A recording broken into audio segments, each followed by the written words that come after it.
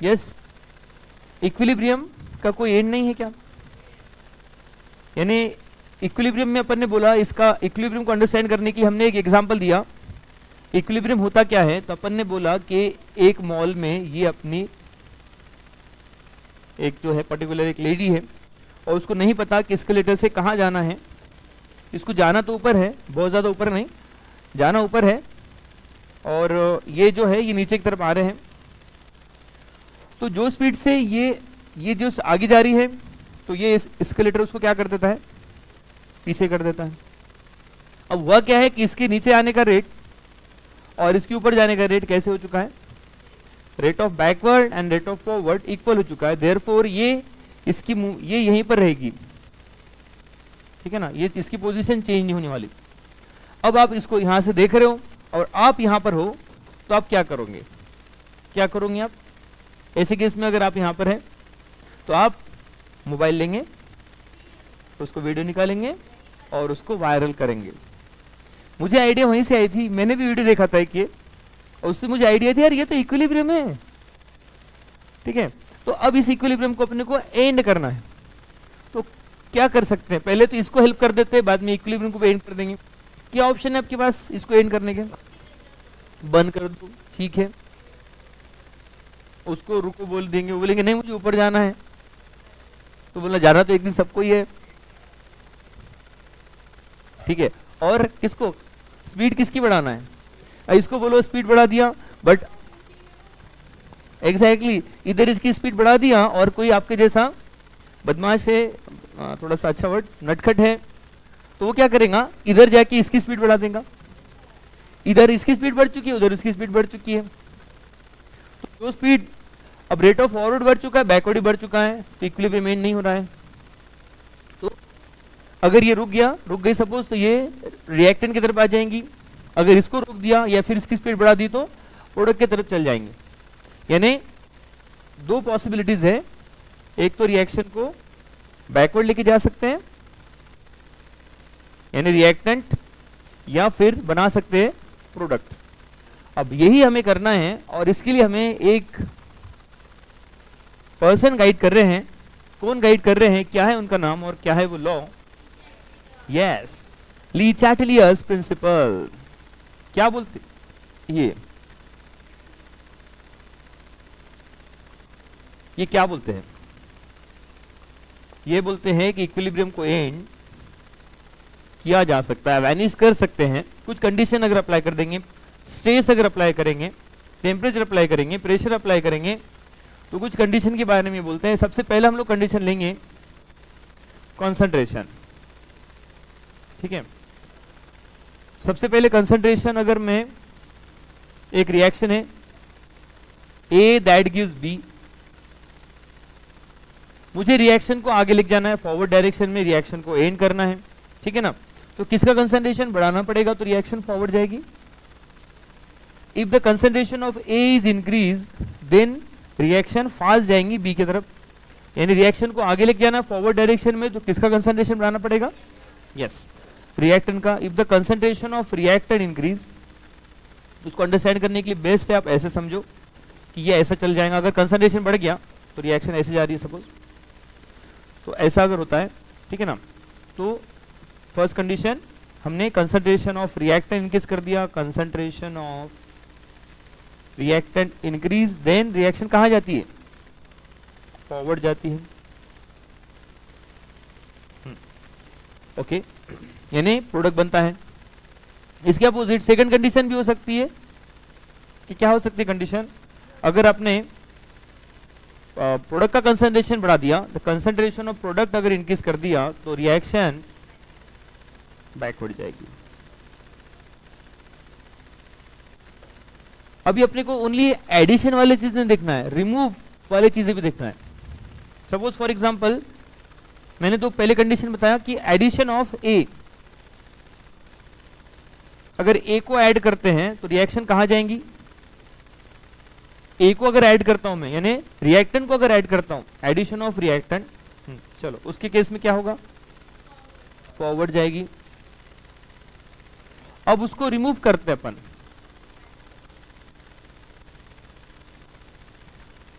अगर रिएक्टेंट को रिमूव करते हैं तो रिएक्टेंट कम हो जाएगा, अगर रिएक्टेंट कम होगा तो प्रोडक्ट ज्यादा होगा, तो रिएक्शन का नेचर किधर जाएगा, बैकवर्ड जाएगा। अब ये दो कंडीशन है तो और दो कंडीशन भी हो सकती है, वो दो कंडीशन और क्या होगी, अगर ये बी को हम लोग ऐड करते हैं, प्रोडक्ट को ऐड करते हैं तो क्या होगा, प्रोडक्ट कंसंट्रेशन बढ़ेगा तो रिएक्शन बैकवर्ड जाएंगे। और एक कंडीशन हो सकती है, उसको ऐड किया था उसको रिमूव कर दो, उसको रिमूव कर दिया तो इसका कंसंट्रेशन कम हो जाएगा और इसका ज्यादा रहेगा, और इसका मोर रहता है तो रिएक्शन फॉरवर्ड जाने वाली है। तो आपको ओनली 2 कंडीशन नहीं, आपको ओनली 4 कंडीशन भी डिस्कस करना है, ठीक है। अच्छा, कंसंट्रेशन कौन बनाता है, सॉलिड के लिक्विड के गैस, सॉलिड कंसंट्रेशन नहीं बनाता। सॉलिड कैसे कंसंट्रेशन बनाए, कंसंट्रेशन तो वो डिसॉल्व होना चाहिए उसमें, ओके। या फिर प्रेशर कौन क्रिएट करता है, गैस। तो सॉलिड अगर है, जैसे फॉर एग्जांपल ए अगर सॉलिड स्टेट में है तो उसको कितना भी ऐड करें तो कोई इफेक्ट होने वाला नहीं है। इफेक्ट कब होगा, कंसंट्रेशन अदरवाइज प्रेशर होने पर, और वो इफेक्ट प्रेशर और कंसंट्रेशन सॉलिड गैस लिक्विड और गैसेस स्टेट में होगा, सॉलिड स्टेट में कोई इफेक्ट नहीं होगा। फॉर एग्जांपल मैं समझाता हूं, देखो ये पीवैक्यू है, नीट का पीवैक्यू, कैल्शियम कार्बोनेट है, रिएक्शन इक्विलिब्रियम में है CO प्लस CO2।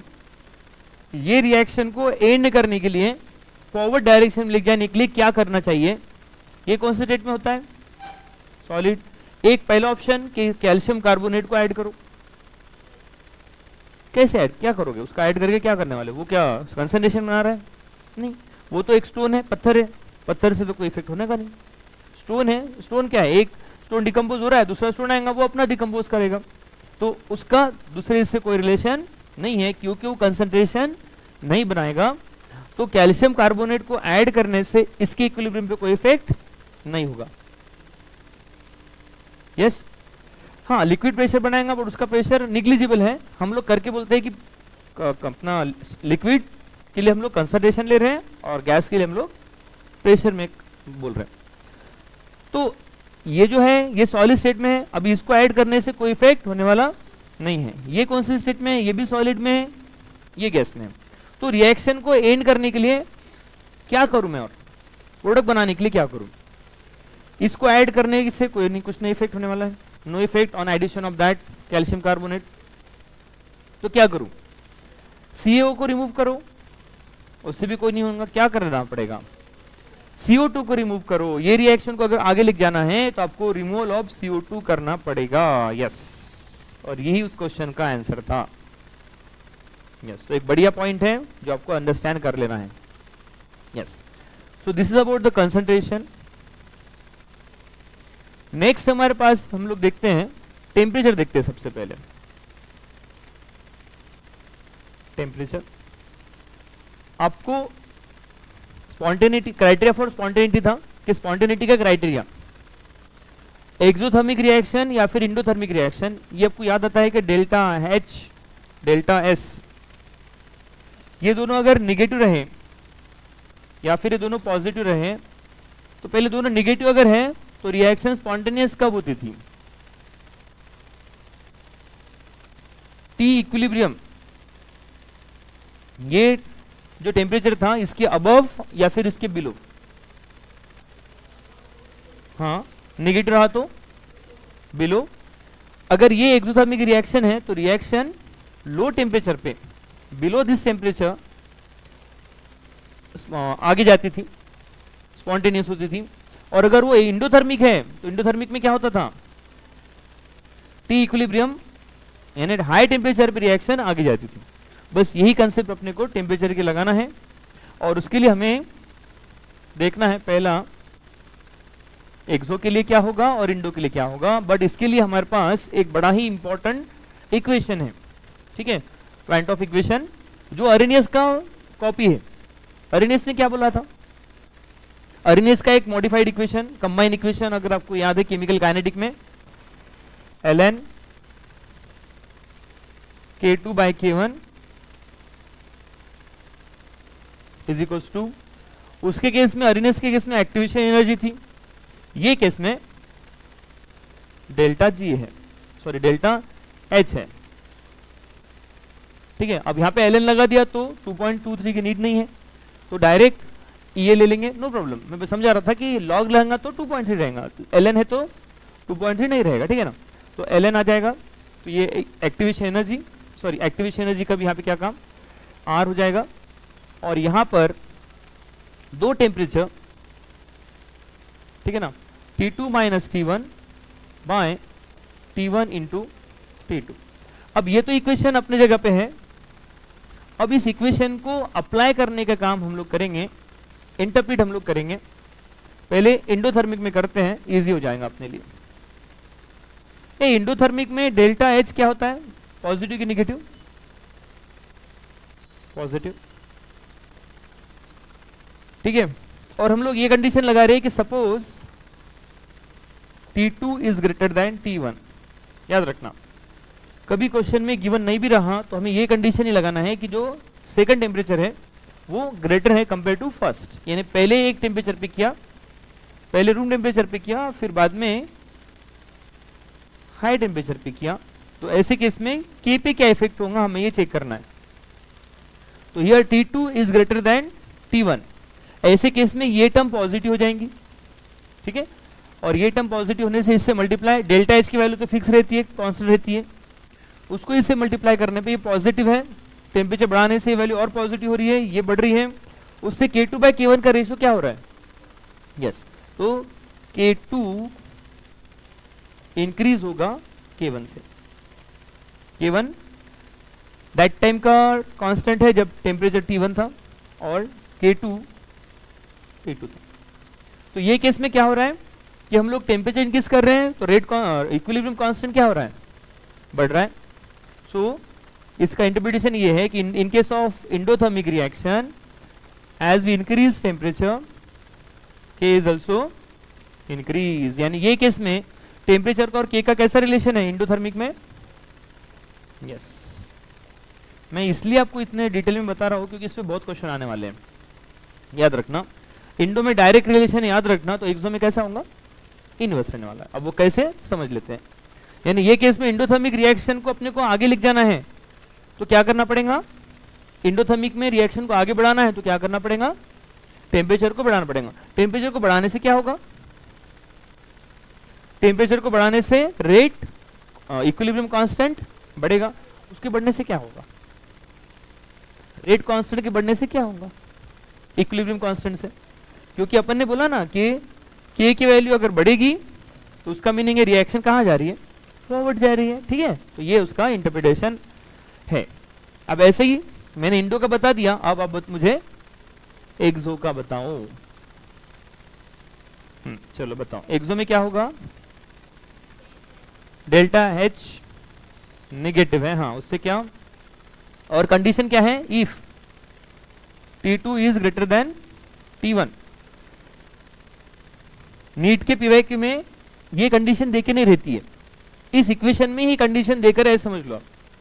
एक क्वेश्चन आता है पीवाईक्यू में जहां पे ये कंडीशन देकर नहीं है बट उसने रिलेशन पूछा था, तो आप लोग ये रिमेंबर रखिए कि हम लोग ये कंडीशन के अकॉर्डिंग टू ही ये इक्वेशन में जाएंगे। या देन यस, तो क्या होगा, क्योंकि ये वैल्यू बढ़ते जाएंगे बट नेगेटिव है, तो K1 से K2 की वैल्यू कम होती जाएगी, K1 is greater then K2 बन जाएगा।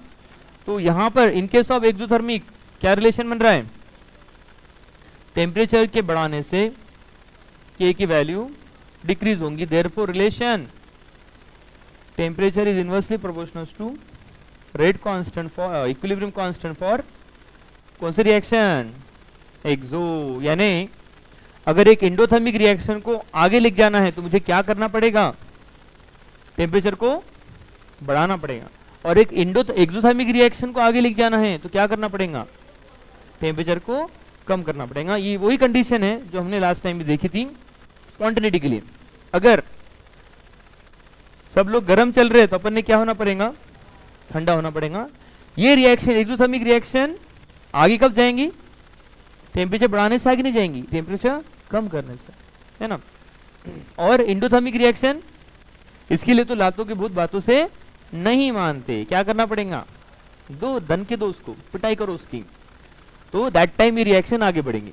ठीक है, तो सपोज ऐसे क्वेश्चन, अब इसमें क्वेश्चन क्या आता है, देखो ऐसे क्वेश्चन आता है कि पर्टिकुलर एक टेम्परेचर था 27 डिग्री सेल्सियस पे, जो इक्विलिब्रियम कांस्टेंट है उसकी वैल्यू सपोज 5 इंटू 10 का पावर -5 था। ठीक है, और 127 पे उसकी वैल्यू 9 इंटू 10 का पावर -9 हो गया। तो ये एक्सोथर्मिक रिएक्शन है कि इंडोथर्मिक रिएक्शन है, ऐसा वो क्वेश्चन करता है। ठीक है, देख लो 5 से 9 हो गया, 5 से 9 हो गया, हिंट दे दिया हूं, 5 से 9, 5 से 9। ठीक है, तो ये k की वैल्यू क्या हो रही है, बढ़ रही की कम हो रही है? k की वैल्यू जो है वो टेम्परेचर इंक्रीज करने से k की वैल्यू डिक्रीज हो जाना, ये क्या बताता है? This is exothermic reaction. ठीक है, तो आपको ऐसे अगर क्वेश्चन आते हैं तो समझ में आएगा। अब आ जाओ, इस इक्वेशन का यूज क्या होगा ये बता दो थोड़ा। एप्लीकेशन तो सारे देख लिए, क्वेश्चन कैलकुलेशन वाला क्वेश्चन क्या आएगा? डेल्टा एच कैलकुलेट करने पे क्वेश्चन आ सकता है, और K1 दिया है, T1 दिया है, T2 दिया है और K2 कैलकुलेट करना है। यानी दो टेम्परेचर दिए हैं, एक K दिया है, दूसरा K कैलकुलेट करना है। मींस ये हमें एक और समझ में आ रहा है कि रेट इक्विलिब्रियम कांस्टेंट चेंज हो रहा है टेम्परेचर को चेंज करने पर, एक्सो में भी और इंडो में भी।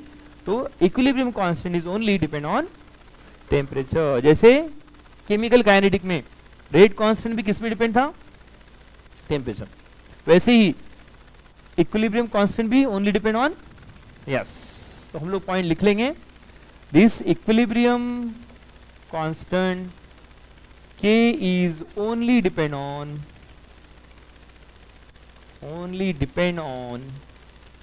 टेम्परेचर।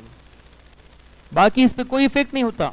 प्रेशर अप्लाई करो, नो नो नो, वॉल्यूम कोई इफेक्ट नहीं। इसको अच्छे से समझाओ बेटा, पढ़ाई कर ले, ये होगा वो होगा, हाँ, इस पे सिर्फ एक ही इफेक्ट होता है, किसका?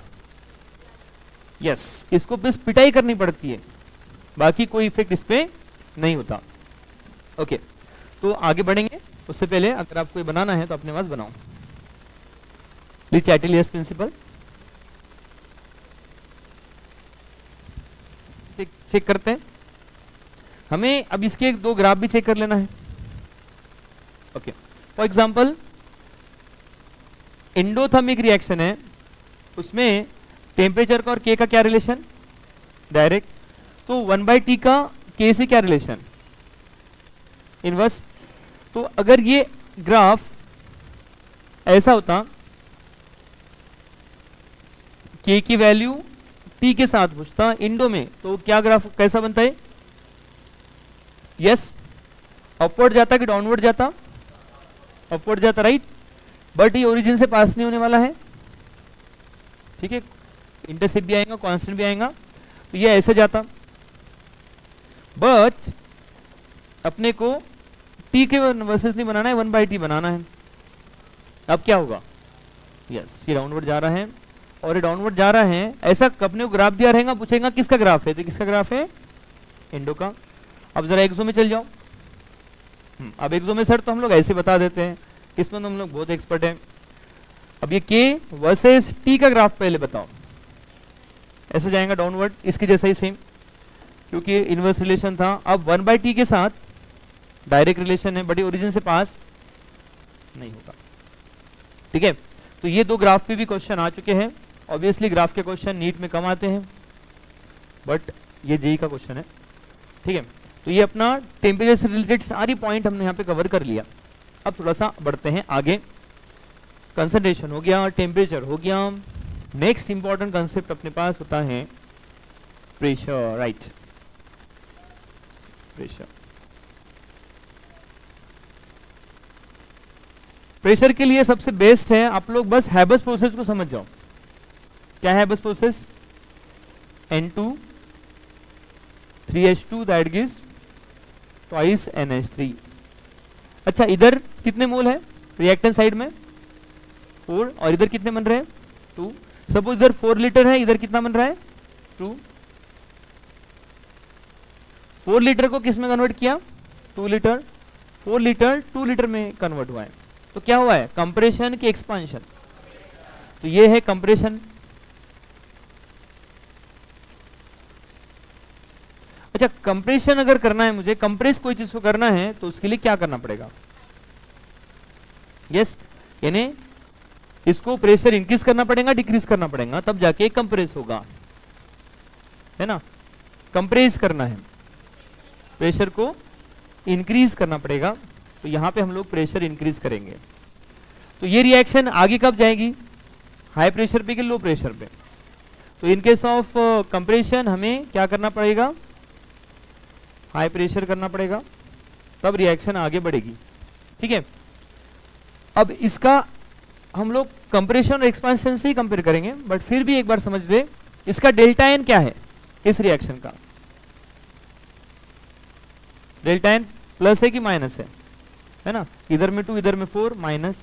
तो जिसका डेल्टा एन निगेटिव होता है ना, उसके लिए प्रेशर कैसे चाहिए, बट इससे लर्न नहीं करना, कंफ्यूजन होता है, लर्न यहां से करना है। जिसमें कंप्रेशन हो रहा है तो उसका प्रेशर हाई करेंगे तो रिएक्शन फॉरवर्ड जाएगी, ठीक है। तो इन केस ऑफ कंप्रेशन, अब देखो इसका इंटरप्रिटेशन ले लेते हैं। इन केस ऑफ कंप्रेशन, तो कंप्रेशन वाले केस में हाई प्रेशर करने पर क्या होगा, यस, रिएक्शन फॉरवर्ड जाएगी। और अगर प्रेशर को लो कर दिया, प्रेशर रिलीज कर दिया, प्रेशर को डिक्रीज कर दिया, बहुत सारे वर्ड में पूछेगा आपसे, तो ये बैकवर्ड जाएगी, ठीक है। अब इसके अपोजिट आप किसके लगाएंगे, एक्सपांशन में लगाएंगे। हम लोग एग्जाम्पल भी ले सकते हैं, इसी के अपोजिट कर दो। हैबस प्रोसेस से और दूसरा कोई एग्जाम्पल नहीं है अच्छा जिससे हम लोग समझ सकते हैं इन सब चीजों को, and we are used to, इसके साथ तो हम लोग बहुत फैमिलियर भी हैं। तो अभी बताओ इधर क्या हो रहा है, 2 लीटर से 4 लीटर, 2 मोल से 4 मोल, ऐसा कब हो पाएगा, वो एक्सपांड हो रहा है, एक्सपांड हो रहा है, करना है उसको, एक्सपेंशन करवाना है, बट आप उसको प्रेशर बढ़ा रहे, आप उसको मीन्स चांस ही दे नहीं रहे हैं उड़ने का, उसको अपने विंग को खोलने का मौका ही नहीं दे रहे, तो वो कैसे अपने को ग्लो कर पाएंगे, है ना। तो यहाँ पर 2 लीटर से 4 लीटर बन रहा है, यानी क्या हो रहा है, एक्सपांड। तो एक्सपांड होने के लिए क्या करना पड़ेगा उसको, यस। तो ये केस में आपको एक्सपांशन में लो प्रेशर अगर अप्लाई करेंगे तो क्या होगा, फॉरवर्ड जाएगी, और अगर हाई प्रेशर अप्लाई कर दोगे तो बैकवर्ड आएगी। तो ये आपको रिमेंबर रखना है, और ये भी नहीं, ओनली ये याद रखो, कंप्रेशन में हाई प्रेशर से आगे जाती है, वाइस वर्सा कर लेंगे। बट डेल्टा एन भी लगा दो। अब डेल्टा एन क्या है इसका, तो डेल्टा एन जब पॉजिटिव होता है तो तब होता है एक्सपांशन, और जब डेल्टा एन नेगेटिव होता है तब होता है कंप्रेशन, ओके। तो आपको ये कंप्रेशन और एक्सपांशन से इन सब चीजों को रिमेंबर रखना है, ओके। तो अगर ये है तो अभी अप्लाई करो इस पर, H2 plus O2 that gives H2O, balance कर देते हैं, और ऑल इन गैसीय स्टेट। चलो बताओ, मुझे प्रोडक्ट बनाना है, क्या करना पड़ेगा, कंडीशंस, इधर में 3 मोल से इधर 2 मोल बन रहे हैं, गैसीय स्टेट में है, तो दैट टाइम मुझे क्या करना चाहिए, प्रेशर को बढ़ाना चाहिए। प्रेशर बढ़ाने से क्या होगा, कंप्रेस होगा, तो रिएक्शन किधर जाएगी, फॉरवर्ड जाएंगी, यानी किसका फॉर्मेशन होगा, यस। बट अगर मुझे प्रेशर को कम कर देना है, तो मैंने प्रेशर लो कर दिया इस रिएक्शन में, तो क्या होगा, तो ये रिएक्शन बैकवर्ड जाएगी।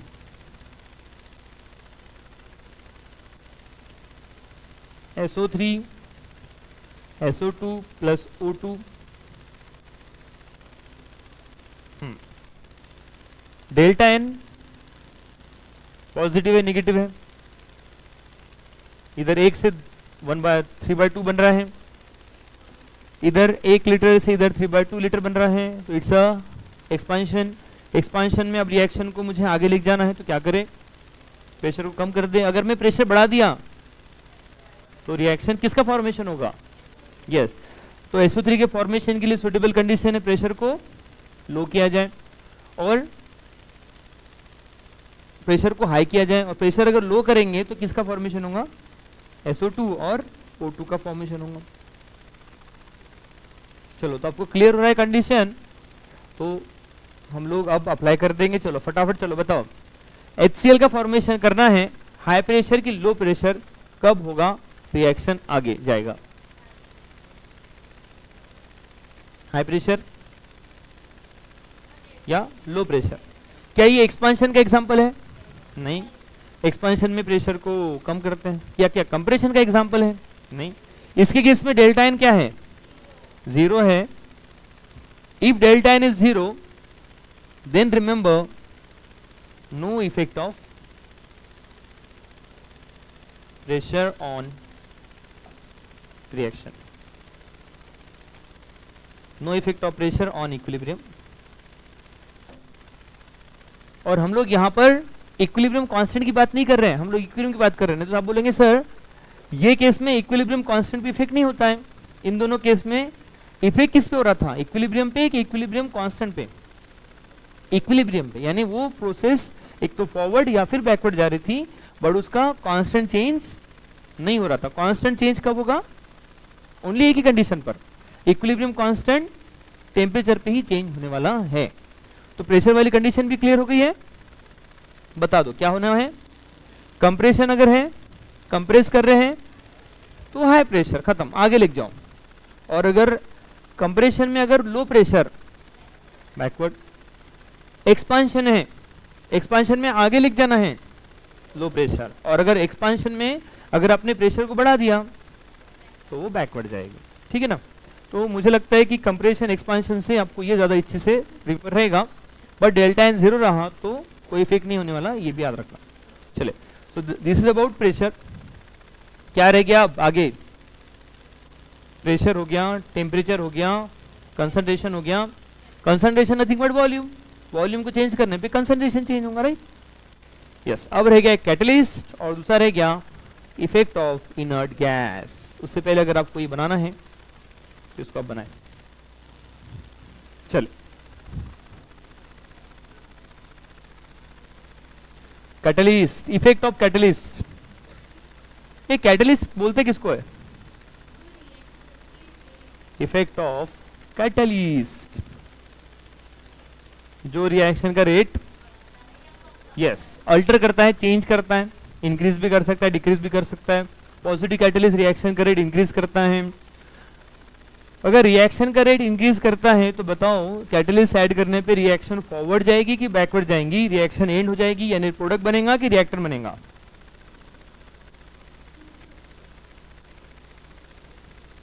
कैटलिस्ट। तो कैटलिस्ट क्या करता है इक्विलिब्रियम को? देखो समझते हैं। इनिशियली ये 100 है, दैट टाइम में 0 है। आफ्टर सम टाइम, थोड़ी देर के बाद में ये 80 हो जाएगा, ये 20 हो जाएगा, बहुत स्लो चल रही रिएक्शन, 60 हो जाएगा, 40 हो जाएगा।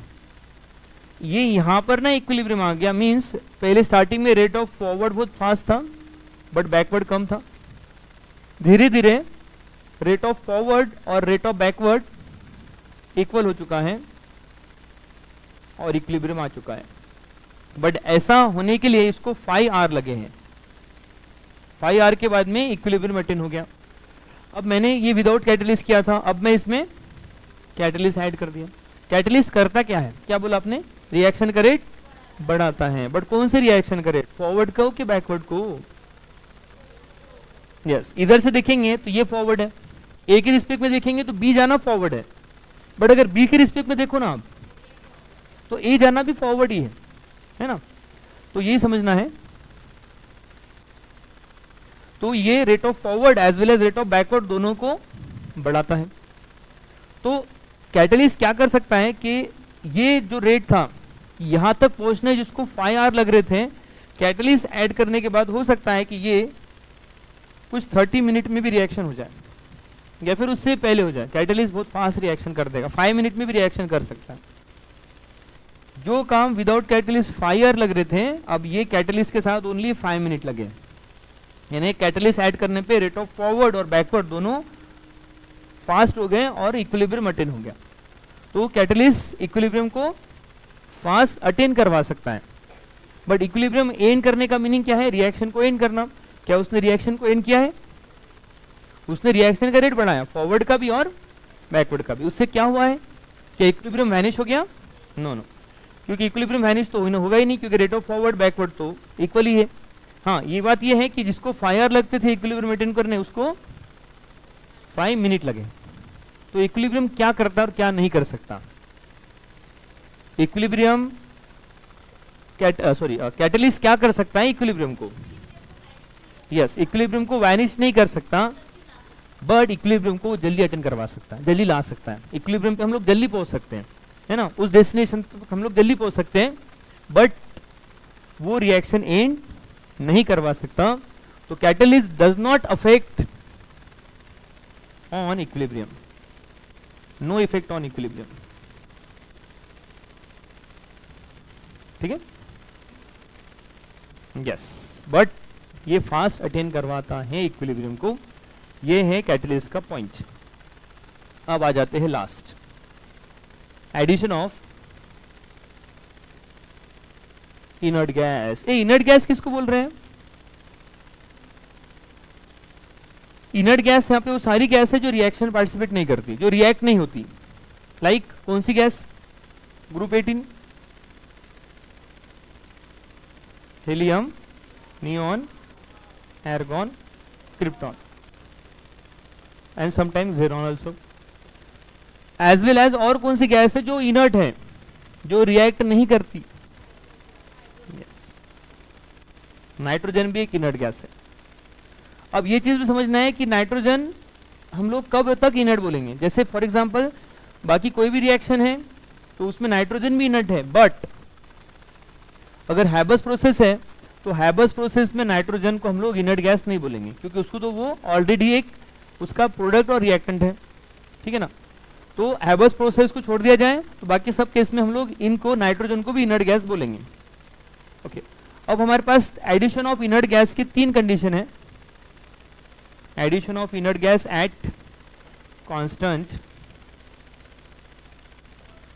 सबसे पहले pressure, then volume and then temperature. ठीक है, तो हमें तीनों कंडीशन में देखना है इनर्ट गैस का इफेक्ट कहाँ होता है, प्रेशर पे, वॉल्यूम पे, अदरवाइज टेम्परेचर पे। टेम्परेचर को कैसा रखा है? कांस्टेंट। अगर टेम्परेचर को कांस्टेंट रखा है तो मुझे बताएं इक्विलिब्रियम कांस्टेंट पे कोई इफेक्ट होगा? टेम्परेचर कैसे रख दिया? इंक्रीज कर रहे हैं क्या, डिक्रीज कर रहे हैं क्या? ना। तो के पे कोई इफेक्ट होगा? ना। के पे अगर इफेक्ट नहीं होगा तो इक्विलिब्रियम पे इफेक्ट होगा? ना।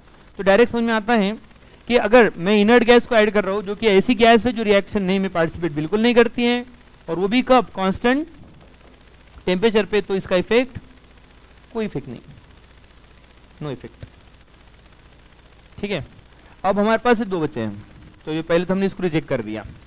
अब इन दोनों में प्रेशर और वॉल्यूम बड़ा इंपॉर्टेंट है। कांस्टेंट प्रेशर को अंडरस्टैंड करते हैं और कांस्टेंट वॉल्यूम को भी अंडरस्टैंड करते हैं। पहले हम लोग कांस्टेंट वॉल्यूम देखते हैं। कांस्टेंट वॉल्यूम का मीनिंग क्या है मैं आपको समझाता हूँ। देखो, सपोज एक बीकर है, इसमें रिएक्टेंट 2 लीटर था पहले, मैंने उसमें इनर्ट गैस ऐड कर दिया हूँ 1 लीटर। ठीक है, तो अब टोटल वॉल्यूम कितना हो जाएगा उस रिएक्टेंट का? 3 लीटर। वॉल्यूम तो इंक्रीज होने वाला है, बीकर पे कोई इफेक्ट नहीं होगा, बीकर वैसे ही रहने वाला है, तो आप इसके साइज पे कंपेयर मत करो। तो इधर 2 लीटर था, अब 3 हो गया, बट कंडीशन क्या थी रे? वॉल्यूम कैसे रखना था? कांस्टेंट। बट आपने तो क्या किया, 2 से 3 कर दिया। सपोज मैंने 2 लीटर ऐड कर दिया हूं, तो ये 2 से तो 4 हो गया। अरे यहां का प्रेशर 1 atm था, मुझे तो वॉल्यूम को वैसे कि वैसे ही रखना है, कांस्टेंट रखना है। अब वॉल्यूम को 4 से 2 लाना है, तो क्या करना पड़ेगा? उसके लिए करना क्या पड़ेगा? वॉल्यूम को कम करना है तो उसके लिए प्रेशर को बढ़ाना पड़ेगा, वॉल्यूम को हाफ करने के लिए प्रेशर को डबल करना पड़ेगा। तो वॉल्यूम हो जाएगा 2 लीटर, दैट टाइम प्रेशर हो जाएगा उसके 2 atm, डबल प्रेशर वॉल्यूम का inverse relation, right. Okay, return ये पहले 2 लीटर था, फिर 4 हो गया था, अपन ने उसको अगेन कांस्टेंट कर दिया, तो इसको बोलते हैं कांस्टेंट वॉल्यूम, 2 लीटर से 2 लीटर तक। बट ऐसा कांस्टेंट वॉल्यूम पे चेंज किसका क्या हुआ है? प्रेशर कितना था? 1 एटमॉस्फेरिक प्रेशर था, अब कितना हो गया? 2 हो गया, प्रेशर चेंज हो गया, इंक्रीज हो गया। अच्छा, हम लोग ऐड किसका कर रहे हैं? Inert gas. इनर्ट गैस क्या रिएक्शन पार्टिसिपेट करती है? नहीं। तो इनर्ट गैस को ऐड करेंगे, प्रेशर को इंक्रीज करने पर प्रेशर इनर्ट गैस का कुछ नहीं कर पाएगा, क्योंकि वो रिएक्शन पार्टिसिपेट तो करने वाले नहीं है। तो प्रेशर को कितना भी इंक्रीज करेंगे, डिक्रीज करेंगे हम लोग, तो इनर्ट गैस पे कोई इफेक्ट नहीं होगा, नो इफेक्ट, और इनर्ट गैस पे इफेक्ट नहीं होगा, तो at the overall no effect on, yes.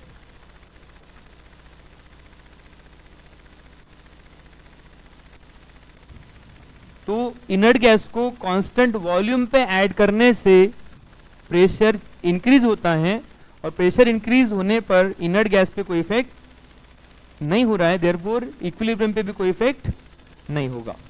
तो ये अपन ने सेकंड कंडीशन देख ली। अब देखते हैं इसकी लास्ट कंडीशन, जो कि है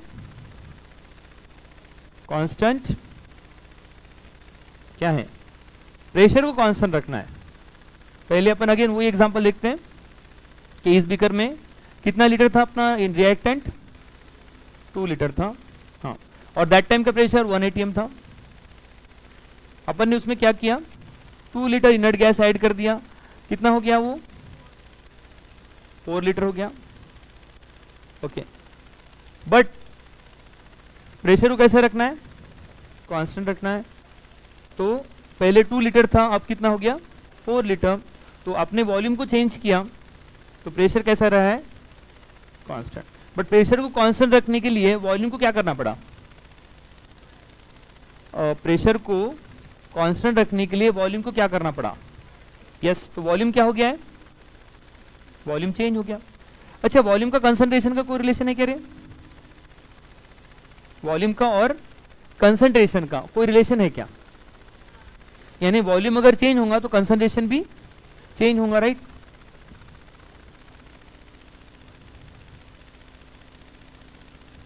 और अपन ने बोला था अगर कंसंट्रेशन चेंज होगा तो रिएक्शन एक तो आगे जाएंगी या फिर पीछे जाएंगी। अब रिएक्शन जाने वाली किधर है ये समझना है। बट अपन ने पहले ये देख लो क्या क्या किया अपन ने। अपन किसको ऐड कर रहे हैं? इनर्ट गैस को। कंडीशन कौन सी थी? Constant pressure, constant volume and constant temperature. किसमें इफेक्ट नहीं हो रहा है? टेम्परेचर पे तो कोई इफेक्ट नहीं हुआ है। Eight constant temperature inert gas add करो, कोई इफेक्ट नहीं। At constant volume, constant volume पे ऐड किया तो कोई इफेक्ट नहीं हुआ है। इफेक्ट कब हुआ है? Only constant pressure, yes. अब हमें बस ये चेक करना है कि क्या इफेक्ट हो रहा है। अब उसके लिए रिटर्न आ जाओ। अब थोड़ा सा इमेजिन करो, ठीक है ना। अच्छा, इस रिएक्शन में जैसे फॉर एग्जांपल ये है अमोनिया है N2N3H2, ठीक है। अगर आप यहां पे होते और आपके पास ऑप्शन होता अमोनिया की तरफ जाना या फिर नाइट्रोजन हाइड्रोजन की तरफ जाना, आप किसको चूज करते? आप यहां पे होते हैं, आपके पास दो चॉइस होते हैं कि एक मॉलिक्यूल बन जाओ, ऐसे दो मॉलिक्यूल बना दो, या फिर ये एक और ऐसे 3-4 मॉलिक्यूल सेपरेट रहो, ठीक है। तो आप किसको चूज करते हैं? यानी मोर नंबर ऑफ मॉलिक्यूल्स की तरफ जाना या फिर लेस नंबर ऑफ मॉलिक्यूल्स की तरफ जाना, जहां पे आपका डिसऑर्डर ज्यादा हो, जहां पे आप इजीली रह सकते हैं। जैसे फॉर एग्जांपल आप बस में बैठे हो तो आप क्या चूज करेंगे? एक पर्सन जो ऑलरेडी एक सीट पे बैठा है उसके साइड में बैठना, या फिर दूसरी जगह पे जगह खाली है एकदम अकेले बैठ सकते बढ़िया, तो वहां पे बैठना जहां पे डिसऑर्डर ज्यादा होगा, जहां पे नंबर ऑफ मॉलिक्यूल्स। तो हम लोग कहां पे जाना प्रेफर करेंगे? इस साइड में इधर कि यहां पे इधर, यानी अमोनिया की तरफ या फिर डिकम्पोजिशन की तरफ, ऑर्डर की तरफ कि डिसऑर्डर की तरफ, उसको ज्यादा अच्छे समझ सकते हैं। ऑर्डर कोई भी कहाँ जाना प्रेफर करता है, ऑर्डर की डिसऑर्डर, तो ये रिएक्शन भी कहाँ जाना प्रेफर करेंगी, यानी डिसऑर्डर यानी प्रोडक्ट की तरफ कि रिएक्टेंट की तरफ, फॉरवर्ड की बैकवर्ड, यस। तो इनर्ट गैस का एडिशन कौन से कंडीशन पे, constant temperature, no no, constant volume, no, constant pressure में अगर ऐड किया तो ये केस में रिएक्शन कहां जा रही है, फॉरवर्ड जा रही है,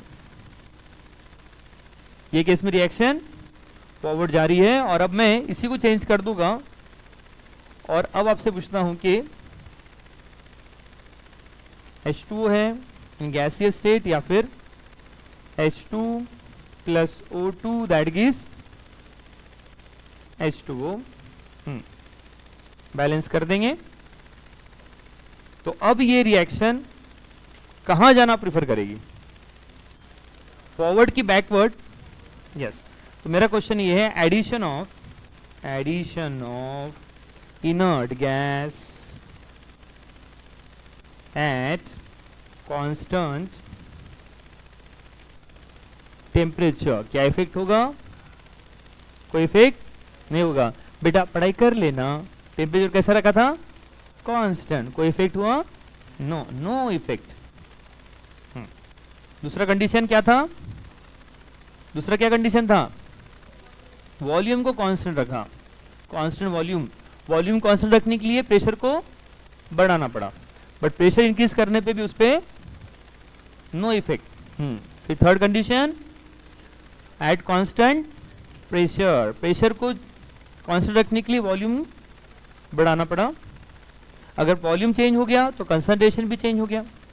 अब रिएक्शन किधर जा रही है, अब आप इस कंडीशन के लिए तो बैकवर्ड बोल सकते हैं, इसके लिए फॉरवर्ड। तो एक यूनिवर्सल लॉ बना दो ना कि किसके कब जाए, किधर जा रही है, यस, डिसऑर्डर की तरफ, मोर नंबर ऑफ मोल्स की तरफ, बस खत्म। ये है इसकी कहानी, इतनी है कहानी ली चाइटरलियर की जो मुझे आपको थी सुनानी। मुझे पता है इसमें थोड़ा सा बोर भी हुए होंगे, बट क्या करें, यही तो कहानी है ना इसकी। तो कौन से केस में, इसमें नो इफेक्ट, इस पे नो इफेक्ट, बस किस पे इफेक्ट होता है, प्रेशर में, किधर, डिसऑर्डर की तरफ, या फिर दूसरे लैंग्वेज में बोला जाए मोर नंबर ऑफ मोल्स की तरफ, मोर नंबर ऑफ मॉलिक्यूल्स की तरफ। चले, तो इतनी है कहानी ली चाइटलियस की, ठीक है। अब ये तो उसकी कहानी बन गई, अब क्या करना पड़ेगा, क्वेश्चन सॉल्व। जो कंसेप्ट आपने पढ़ा उससे क्वेश्चन बनाओ, इक्विलिब्रियम बड़ा इजी है, ठीक है, इवन इंटरेस्टिंग है। मैं मानता हूँ कुछ क्वेश्चन होते हैं जो समझते नहीं, बट मैक्सिमम क्वेश्चन ऐसे होते हैं जो हम लोग इजीली सॉल्व कर सकते हैं माइंड का यूज करने के बाद। तो उस क्वेश्चन को कैसे सॉल्व करते हैं देखेंगे इवनिंग में। ये सारी चीजें थी ली चाइटलियस प्रिंसिपल से रिलेटेड, इसको जाके बढ़िया से एक बार पढ़ाई करो और मुझे एकदम बहुत फास्ट बता दो कौन से अप्लाई किया। पहले कंसंट्रेशन, कंसंट्रेशन में क्या हुआ, कंसंट्रेशन किसका बढ़ाया, रिएक्टेंट का बढ़ा दिया सपोज, तो क्या होगा, फॉरवर्ड जाएंगी, रिएक्टेंट का कम कर दिया, बैकवर्ड, प्रोडक्ट का बढ़ा दिया, बैकवर्ड, प्रोडक्ट का कम कर दिया, फॉरवर्ड, ठीक है ना। ऐसे आप दो टैंक में कंपेयर करो, सपोज रिएक्टेंट वाला टैंक उसको फुल कर दिया तो वो उधर जाएंगी जहां पे टैंक में पानी कम है, दूसरे टैंक की तरफ। तो ऐसा हम लोग इजीली कंपेयर कर सकते हैं, ठीक है। दूसरा कंडीशन क्या था, टेम्परेचर, टेम्परेचर वाली इंपॉर्टेंट कंडीशंस थी, समझाओ जरा। एंडोथर्मिक में क्या होता है, हाँ, एंडो में टेम्परेचर को बढ़ाएंगे तो रिएक्शन कैसे भाई, के बढ़ जाएगा, टेम्परेचर का के क्या, डायरेक्ट रिलेशन किसमें, एंडो में, और एक्सो में इनवर्स। यस, एक आप बताओ, एक मैं बताऊंगा, वेरी गुड, है ना।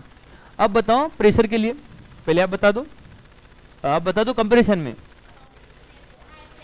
High pressure forward, low pressure and उसके अपोजिट वाइस वर्सा, मैंने बता दिया, ठीक। नेक्स्ट कंडीशन कैटलिस्ट, हाँ, कैटलिस्ट के ऐड करने पर क्या होता है, रेट ऑफ रिएक्शन बढ़ता है, बट कौन सा, फॉरवर्ड की बैकवर्ड, दोनों बढ़ता है, करके इक्विलिब्रियम पे कोई इफेक्ट नहीं होता है, ठीक है।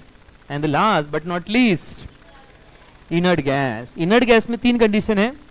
नीट में इस पे कभी क्वेश्चन ही नहीं आया है, जेई में आता है, जेई में टेम्परेचर भी क्वेश्चन आया था, हाँ, बट क्वेश्चन यहाँ पे आता है।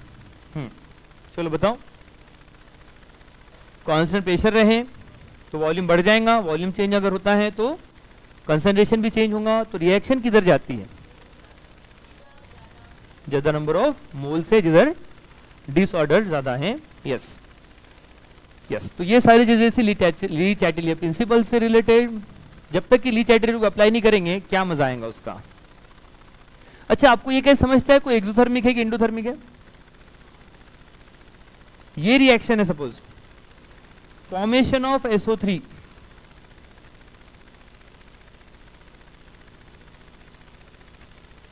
बोला है वो सारे कंडीशन बताओ जिसमें SO3 को हम लोग फॉर्म कर सकते हैं, इक्विलिब्रियम को एंड कर सकते हैं। टेम्परेचर, प्रेशर, सारी चीजें अप्लाई करो। बेस कंडीशन SO3 के फॉर्मेशन के लिए क्या क्या होगी, बट उससे पहले बता दो एक्सो है कि इंडो है, कैसे डिसाइड किया? यस, फॉर्मेशन अगर है तो वो क्या होता है, एक्सोथर्मिक ही होता है ऑलवेज। की कम कुछ एग्जांपल है जहां पे फॉर्मेशन एंडोथर्मिक भी है। एक एग्जांपल याद रखना, कौन सा? नहीं, हैबस भी तो एक्सो ही है। फॉर्मेशन जनरली होता है एक्सो, बट ये केस में N2 को ब्रेक करना है, O2 को ब्रेक करना है, रिएक्शन करनी है, रिएक्शन तो वैसे होने वाली नहीं है, और ये रिएक्शन होने के लिए भी we need temperature, require heat, and therefore ये ऐसी रिएक्शन है, इवन तो फॉर्मेशन है बट कैसी है, एंडोथर्मिक है। तो इसका डेल्टा H आ जाएगा पॉजिटिव। यस, ये ओनली रिएक्शन, बाकी सब केस में फॉर्मेशन जनरली नेगेटिव होता है। चलो बताओ इसके लिए, अब पहले टेम्परेचर बता दो। अब फॉर्मेशन करना है SO3 का तो टेम्परेचर लो टेम्परेचर रखो थोड़ा, है ना। यस, क्योंकि गर्म चल रहे सब, तो अपने को थोड़ा सा नरम होना पड़ेगा। कंसंट्रेशन SO3 का बढ़ा दो ना, किसका बढ़ा दो? SO2 और O2 ऐड करो, उसमें SO2 ऐड करो, O2 ऐड करो, है ना। खिचड़ी बनाना है तो ये राइस और ये दाल ऐड करो ना, तभी तो खिचड़ी बनेगी। आप खिचड़ी ऐड कर रहे हो भैया, खिचड़ी को रिमूव करो। यानी और क्या है, SO3 का फॉर्मेशन अच्छे से होने के लिए इन दोनों को ऐड करो और इसको रिमूव करो, ये भी है। अब प्रैक्टिकली पॉसिबल नहीं है। अगर हम लोग ऐसा कोई खिचड़ी बना रहे तो खिचड़ी बनाने के लिए जैसे आपने बोला अभी, दाल और चावल ऐड करो तो रिएक्शन आगे जाएंगी, एज वेल एज खिचड़ी को भी रिमूव करते जाओ। खिचड़ी बन रही है उसमें से रिमूव करो, तो ऐसा नहीं होगा, बट ये केस में होता है। SO3 को रिमूव करते जाओ, रिएक्शन आगे बढ़ेगी। और बताओ प्रेशर के लिए क्या कंडीशन है, हाई प्रेशर की लो प्रेशर। हाई प्रेशर पे रिएक्शन कहाँ जाएंगी, SO3 के फॉर्मेशन पे, और लो प्रेशर रहा तो बैकवर्ड। कैटलिस्ट ऐड कर दो, कैटलिस्ट ऐड कर दो। पॉजिटिव कैटलिस्ट है, नेगेटिव कैटलिस्ट ऐड कर दो। पॉजिटिव के बारे में पता था, नेगेटिव के बारे में बताओ। नेगेटिव कैटलिस्ट ऐड कर दिया, रिएक्शन का रेट कम करेगा, बट इक्विलिब्रियम में तो कोई इफेक्ट नहीं होगा। इनर्ट गैस ऐड कर दो कांस्टेंट प्रेशर पे, कहां जाएंगी? तो क्या ये गुड मेथड है? अगर मुझे SO3 का फॉर्मेशन करना है तो मैं उसमें इनर्ट गैस ऐड कर रहा हूं, it is not good at all, ठीक है ना। तो ये बिल्कुल गुड नहीं है कि हम लोग क्वेश्चन पढ़ाई करें, मतलब हम लोग यहाँ पे रिवाइज करें और इसके क्वेश्चन सॉल्व ना करें, this is not good at all. तो जाएं इसके क्वेश्चन सॉल्व करें, ठीक है। रुकते यहाँ पर, या तो चलो दोस्तों, अपने यहाँ पे क्लास खत्म होता है। आपको अगर ये वीडियो पसंद आए होगी तो इसको लाइक कीजिए, चैनल को सब्सक्राइब कीजिए और इसको ज़्यादा से ज़्यादा लोगों तक शेयर कीजिए। बाकी हम लोग कल मिलते हैं, चलो बाय।